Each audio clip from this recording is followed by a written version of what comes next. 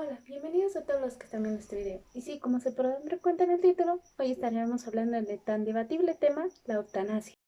Comencemos pues a ver el origen y el significado de eutanasia. Eutanasia es el origen griego, que se divide en dos vocablos, que es eu, bien, y thanos, muerte. Ahora, lo que opina la Real Academia Española es la acción o omisión para acelerar la muerte de un paciente desahuciado. En la eutanasia existen dos tipos: la eutanasia directa y la eutanasia indirecta. La directa consiste en adelantar la muerte de una persona que tiene una enfermedad incurable, pero de estas también se dividen en otras dos, la cual es la activa y la pasiva. La activa es la que consigue la muerte mediante fármacos que resultan ser letales para el paciente. La pasiva es la que consigue la muerte mediante la suspensión de tratamientos médicos con los que cuenta el paciente. Podría ser como la alimentación por cualquier vía. Ahora, la eutanasia indirecta es cuando de manera no intencionada se provoca la muerte por medio de medicamentos que ayudan a minorar el dolor de una persona. En general, la eutanasia es el derecho o la decisión que tiene una persona para tener una muerte digna. Si bien aún no es legal en nuestro país, en muchos sí lo es, como Holanda, Bélgica, Luxemburgo, Canadá y Colombia. Pero ahora nos centraremos más en Holanda. Nos centraremos en Holanda debido a que ahí es donde han habido más casos y también son los más sonados, pero también en otras legislaciones se piden los mismos requisitos. Debe ser bajo voluntad del paciente, debe de estar firmada, se debe hablar previamente con el médico que lo trata, conseguir una segunda opinión de otro especialista para definir si realmente es denegada o aceptada su solicitud.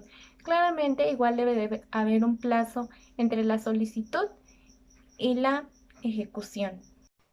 Hablaré un poco sobre un reportaje que hizo el periódico El País el 14 de abril del 2017 por Isabel Ferret, el cual presenta 3 casos en el tipo de eutanasia. Comencemos con una señora que tenía demencia, la cual era muy grave y su esposo ya no podía cuidarla debido a que también era muy anciano. Decide internarla. Al momento en que la interna, las enfermeras se dan cuenta que ella no es capaz de valerse por sí misma y no tiene momentos de lucidez. Es cuando un doctor decide aplicarle la eutanasia, debido a que anteriormente ella había dicho que si lo creían conveniente y era necesario, lo hicieran. Aunque ella en el momento en que se estaba aplicando se resistió y no quiso, el doctor decidió hacerlo sin consideración. Para muchos fue indignante y poco profesional que lo haya hecho debido a que la señora ya no era consciente de lo que estaba pasando en su alrededor. Continuemos con el siguiente. Era una señora vieja que también tenía problemas mentales y era ciega. Decidió aplicar a la eutanasia en un hospital en el cual sí es legal y la estudiaron y decidieron aprobarla y tuvo la eutanasia también. Hablaremos ahora de un señor el cual tenía una enfermedad que era el alcoholismo, el cual ya no podía con él porque ya estaba cansado, estaba fastidiado y no podía sobrellevar su enfermedad. También aplicó para la eutanasia y también fue aprobado debido a que era una enfermedad grave y no podía curarse de ella jamás.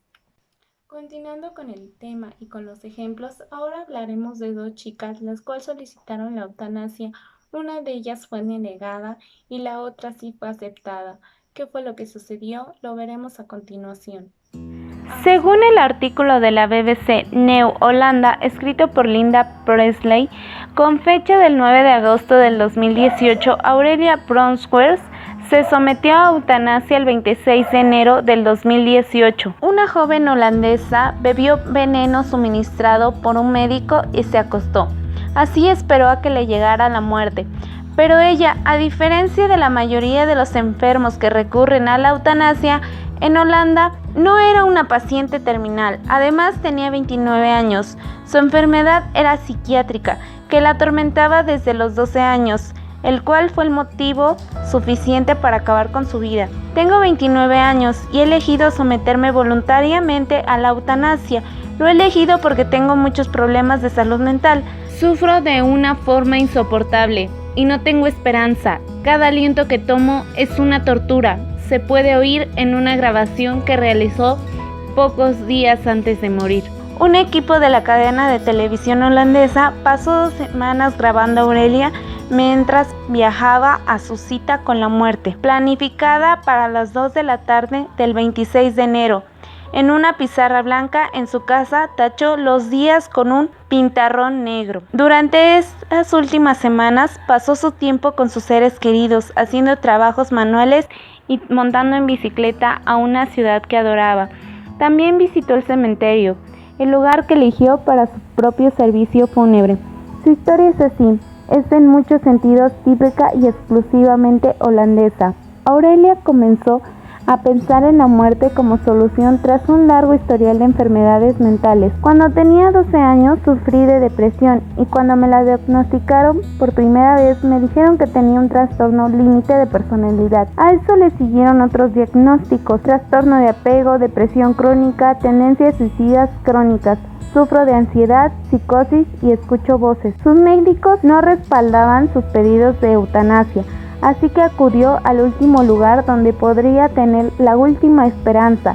Su último recurso fue enviar una solicitud a un hospital, la cual es llamada la Clínica del Fin de la Vida, en La Haya. Este es un lugar de un último recurso para aquellas personas y solicitudes que han sido rechazadas por su propio psiquiatra o médico de cabecera. La clínica supervisó 65 de las 83 muertes aprobadas en Holanda el año pasado, aunque solo el 10% de las solicitudes por razones psiquiátricas son aprobadas. Además, el proceso puede llevar años. Los pacientes psiquiátricos que vemos son más jóvenes que los pacientes físicos, indica la doctora Kitt, una psiquiatra que evalúa a los solicitantes y realiza la eutanasia, aunque no participó directamente en la muerte de Aurelia. Aurelia es un ejemplo de una mujer joven, y eso hace que sea más difícil tomar la decisión, porque en estos casos le quitas mucho de la vida que tiene por delante.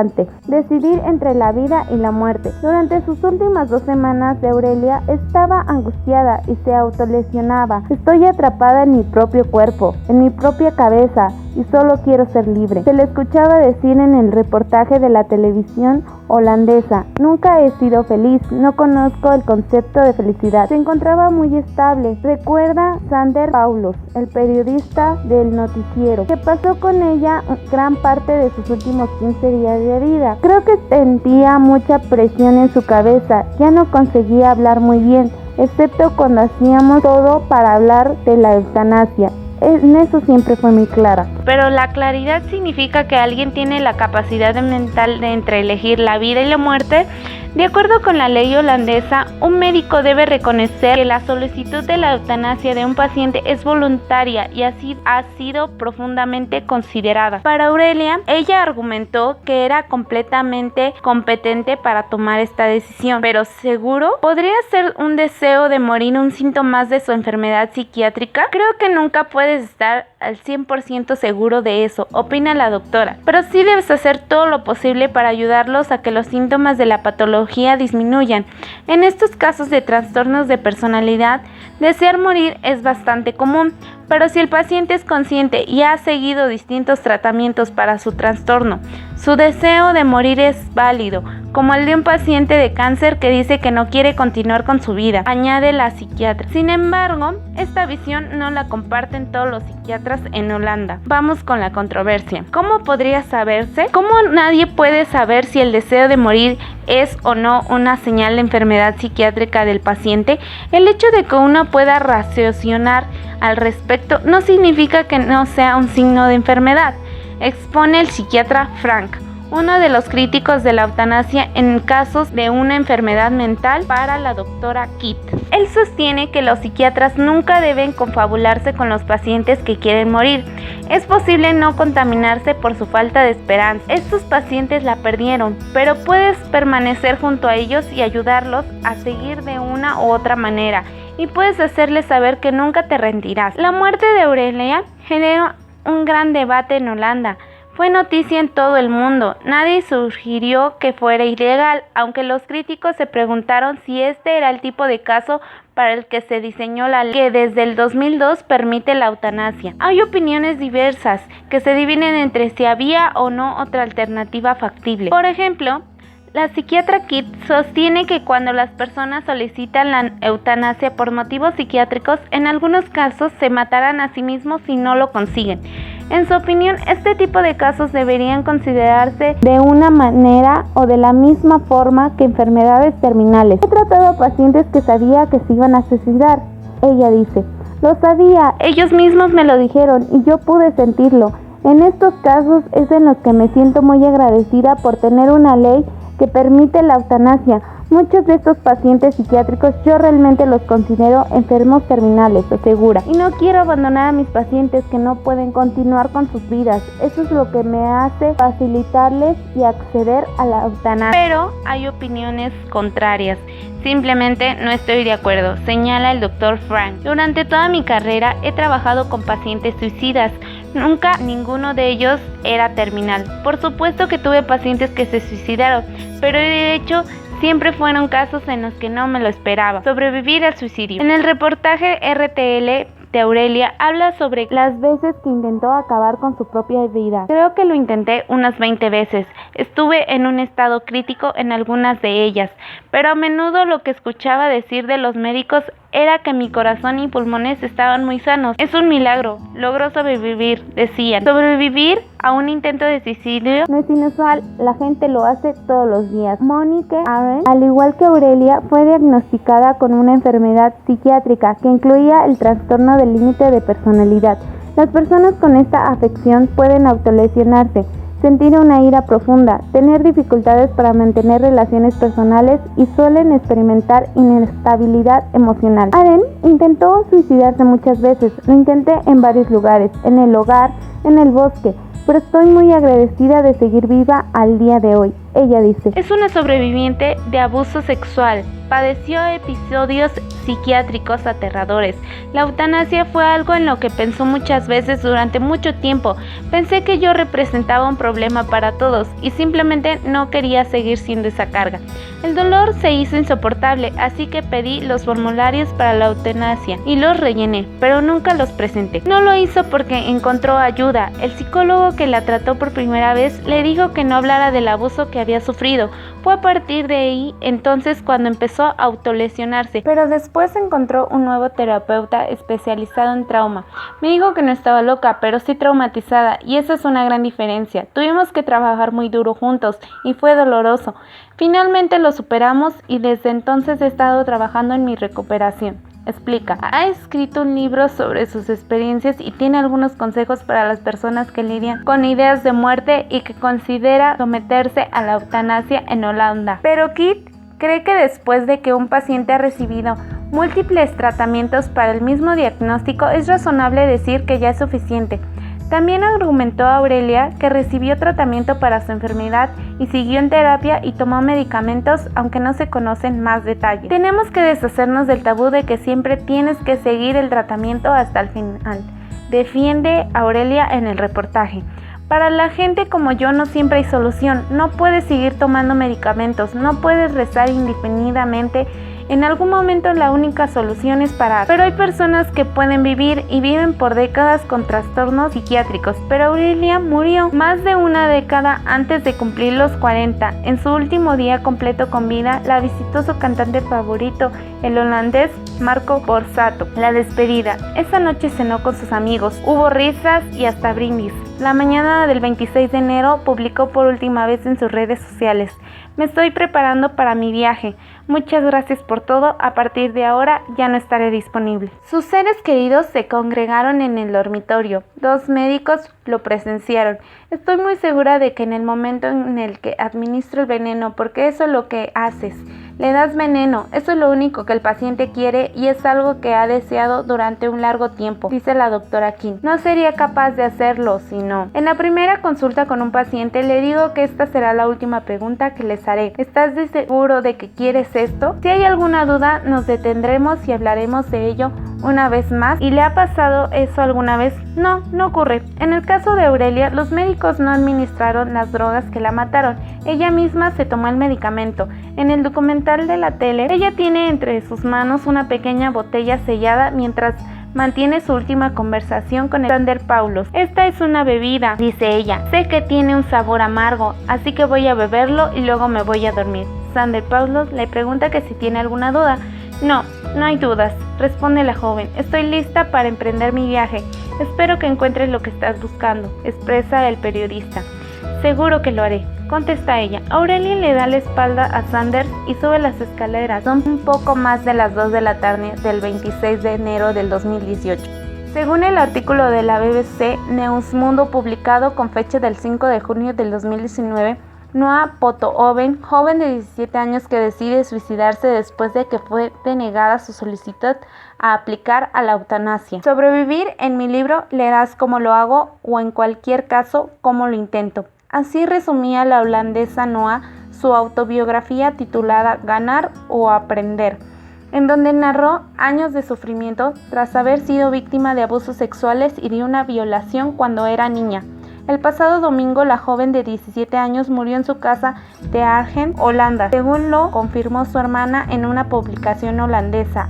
Noa anunció a finales de mayo a través de su Instagram que había decidido ponerle fin a su vida, con conocimiento y consentimiento de sus padres, después de años de padecer estrés postraumático, depresión y anorexia a causa de los abusos. La información sobre los detalles de la muerte de la joven, de la que no se supo nada de una causa oficial, fue confusa en los primeros momentos. Algunos medios dijeron que los médicos estuvieron presentes, mientras otros apuntaron que fueron sus padres quienes la asistieron. Ante esta contradicción, la clínica especializada en eutanasia, situada en Alaya, dio un comunicado.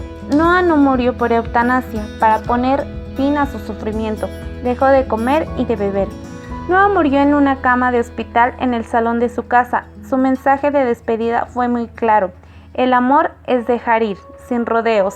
Noa se despidió de sus seguidores en Instagram con un mensaje en el que comunicó su decisión de morir. No me voy a andar con rodeos, voy a estar muerta, como mucho en 10 días. Tras años de pelea, mi lucha ha terminado. Por fin voy a ser liberada de mi sufrimiento, porque es insoportable. No me intentéis convencer de que esto no es bueno. Es una decisión bien considerada y definitiva, escribió la joven en una publicación que ya no está disponible en la red social.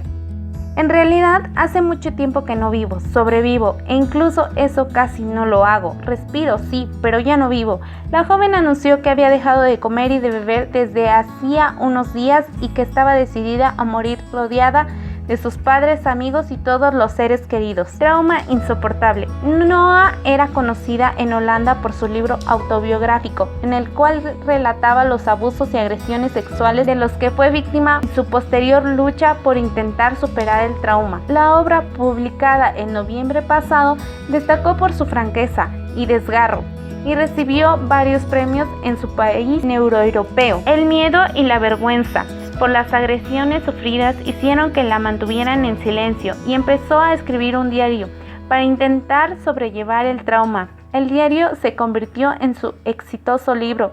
Según comentó la joven, el objetivo de hacer pública su odisea fue intentar acabar con los tabús en torno a este tema y dar apoyo a los jóvenes que atraviesan por una crisis similar. Mientras Noa hablaba sobre cómo mejorar la vida de los demás, la suya seguía deteriorando, comenta desde Holanda la corresponsal de la BBC, Anna Hojigan. En el libro, la joven describió los distintos ingresos forzosos en centros de atención a menores a los que fue sometida, los intentos de suicidio y los trastornos alimenticios que le impedían disfrutar de una vida normal. Este libro, dijo en su momento la madre de Noa, Lisette, debería de ser obligada a lectura, no solo para quienes trabajan en el campo de la salud, sino también para abogados infantiles y las instituciones de atención a la juventud. A pesar de que la eutanasia es legal en Holanda desde el año 2002, los casos de enfermos psiquiátricos siguen elevando mucha controversia en el país. En su biografía, Noa ya apuntó sus deseos de solicitar la eutanasia, que en Holanda es legal desde el 2002 y que también se puede pedir y aplicar en casos de sufrimiento psicológico insoportable. A mediados del 2018, la joven se acercó sin conocimiento de sus progenitores a la clínica, la cual es para aplicar la eutanasia, para preguntar si podía someterse a este procedimiento, a un suicidio asistido. Pero según lo dijo la propia nota al periódico holandés, el pasado diciembre le dijeron que no. Piensan que soy muy joven, creen que debo terminar el tratamiento psicológico y esperar a que mi cerebro esté completamente desarrollado. Esto no pasará hasta que tenga 21 años. Estoy destrozada porque no puedo esperar tanto. Revivo el miedo y el dolor a diario. Siento que mi cuerpo está aún tan sucio. Claramente nos podemos dar cuenta que no es necesario tener una enfermedad crónico-degenerativa para decidir tomar la decisión de solicitar la eutanasia. Aquí en México aún no es legal y dudo mucho que lo sea debido a que hay muchas personas que están en contra y muy pocas a favor. Sin embargo, también hay que considerar que hay personas que tienen enfermedades psicológicas y psiquiátricas que tampoco pueden acceder a ellas y también son juzgadas. Cada quien tiene derecho a tomar sus propias decisiones. En esta vida siempre va a haber sufrimiento, desde que nacemos hasta que morimos. Y hay veces en que lo hacemos por vanidad o simplemente por dinero o por juego. Así que hay que considerar que sí, el sufrimiento no es opcional, siempre va a existir. Como podrán darse cuenta, la eutanasia no es solo una muerte digna y ya. Es por eso que muchos están a favor y otros más están en contra, pero aún así cada uno tiene sus puntos. Los que están a favor dicen que evita el sufrimiento tanto de la persona que está enferma como de sus familiares y deja de prolongar la vida artificial. Los que están en contra dicen que no tienen derecho a decidir en qué momento acabar su vida, y es por eso que hay ciencia y tratamientos y medicamentos que ayudan a continuar con la vida, y que eso es ser egoísta. Cada quien tiene un punto, pero aquí la decisión es tuya y tú tienes la última palabra. Sin mal por el momento, me despido.